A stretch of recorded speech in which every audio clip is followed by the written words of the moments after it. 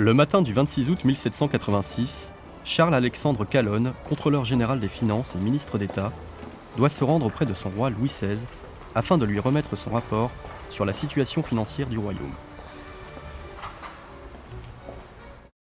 La France est alors en paix et jouit d'un prestige considérable en Europe. Forte de ses 29 millions d'habitants, c'est le pays le plus riche et le plus prospère de l'Europe continentale. Sa dernière victoire sur l'Angleterre en 1781 à Yorktown et le rôle primordial qu'elle a joué dans la fondation et l'indépendance des États-Unis ont renforcé sa renommée. Calonne marche d'un bon pas. Il croit en ce monde nouveau qui s'avance, un monde où semble-t-il tous les changements sont possibles. Un monde porté par les idées nouvelles et qui ne cesse de s'élever, comme ce curieux ballon gonflé d'air qu'il a vu se hisser au-dessus des jardins de Versailles en 1783. Un monde où l'on demande plus d'égalité, notamment en matière fiscale. Il pense alors à Beaumarchais et à sa pièce de théâtre, Le mariage de Figaro qu'il a vu jouer dernièrement. La pièce est un véritable pamphlet contre les privilèges archaïques de la noblesse. Calonne, lui aussi, veut montrer une nouvelle voie. Les progrès économiques et sociaux sont bien présents en cette fin de siècle. Mais l'écart se creuse entre le haut et le bas de la population. En outre, l'essentiel des impôts repose sur le tiers-État.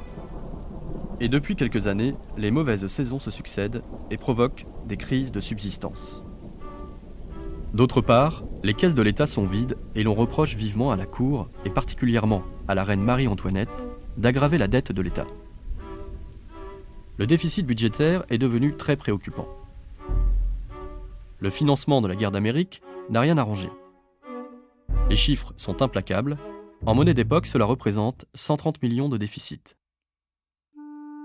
La politique de son prédécesseur, le banquier genevois Jacques Necker, y est pour beaucoup. Pour financer la guerre, il a préféré l'emprunt plutôt que l'impôt. Il faut trouver de nouvelles ressources car la banqueroute menace. Et c'est précisément de cela que le contrôleur général des finances, Calonne, vient entretenir Louis XVI. Calonne détient un vaste plan de réforme dont le but est de faire sauter le verrou de certains privilèges de la noblesse française. La France doit se doter d'un nouveau système fiscal. Les principales propositions de Calonne sont les suivantes.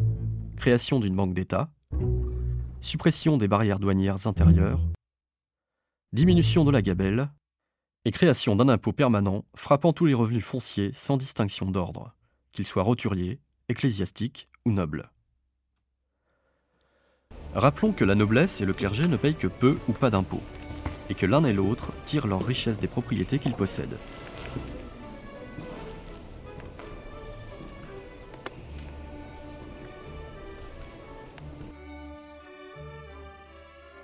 Les réformes de Calonne proposent purement et simplement de rompre avec l'actuel système inégalitaire en vigueur depuis des siècles.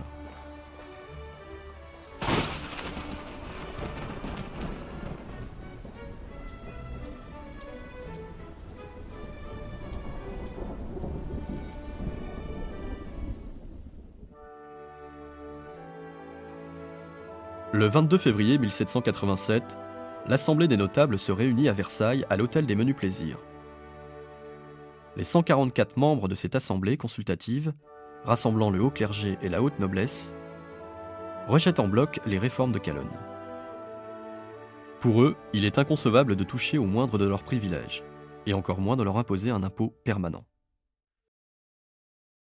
Seule la réunion des États généraux, c'est-à-dire la réunion des trois ordres de la société, le clergé, la noblesse et le tiers-État, peut décider unanimement de la création d'un nouvel impôt.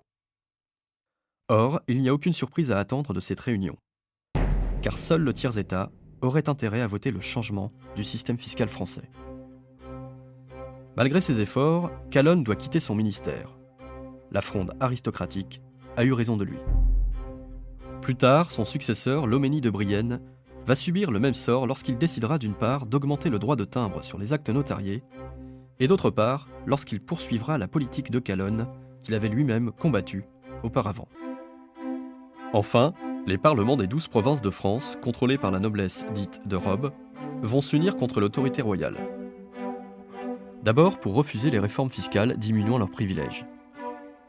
Puis, pour protester contre le garde des Sceaux Lamoignon, qui souhaite réduire au silence les parlements en supprimant leur droit de remontrance. Le peuple, aveugle devant la nécessité des réformes, soutient la fronde parlementaire. Le roi, paralysé, doit céder face à une aristocratie conservatrice, avide de pouvoir et qui souhaite vivement restaurer une monarchie limitée dans ses prérogatives pour ses propres bénéfices.